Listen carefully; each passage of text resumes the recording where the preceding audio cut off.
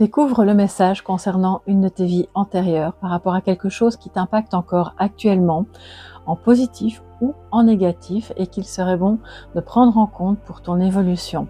Tu choisis l'améthyste, premier message, ou deuxième message, la calcite bleue. Tu as choisi l'améthyste. Il semblerait que tu aies été un soldat dans une ou plusieurs de tes anciennes vies. Ton âme n'aime pas la violence.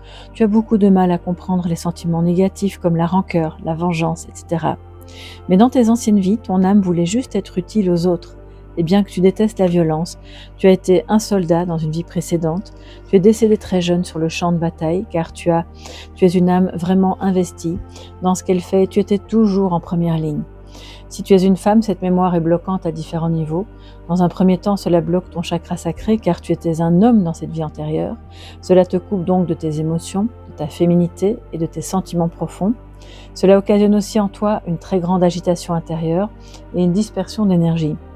Il y a des blessures endurées au cours de ces vies précédentes qui ne sont pas refermées et cela ouvre de très grandes brèches énergétiques. Il y a aussi une partie de toi-même qui voit l'autre comme un ennemi et qui cherche toujours à s'en protéger car tu as peur d'être blessé. Ton défi est donc de te libérer de cette mémoire. Tu retrouveras alors une toute nouvelle vitalité qui te permettra de ne plus être dans la peur de l'autre ou dans la méfiance. Ton âme s'attendait toujours à ce que la vie soit une bataille, donc cela a amené beaucoup d'événements imprévus sur ton chemin de vie. En travaillant sur cette mémoire, les choses vont être beaucoup plus douces et fluides pour toi. Tu as choisi la calcite bleue. Il semblerait que tu aies vécu la fuite de l'amoureux, de ton amoureux, dans une vie précédente, voire même dans plusieurs vies.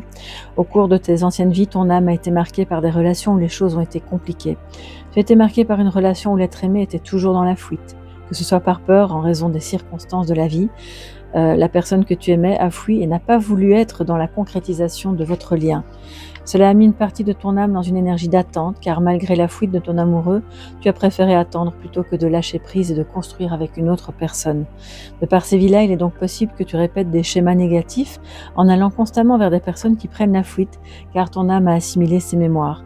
Cela peut occasionner une très forte impression de stagnation dans tous les domaines de ta vie.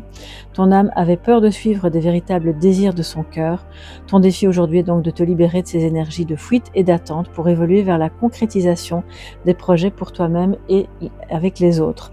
Tu vois le chiffre 24 en rapport avec 24 vies. Suis bien ce chiffre parce qu'il pourrait réapparaître dans les prochains jours en lien avec ta vie amoureuse.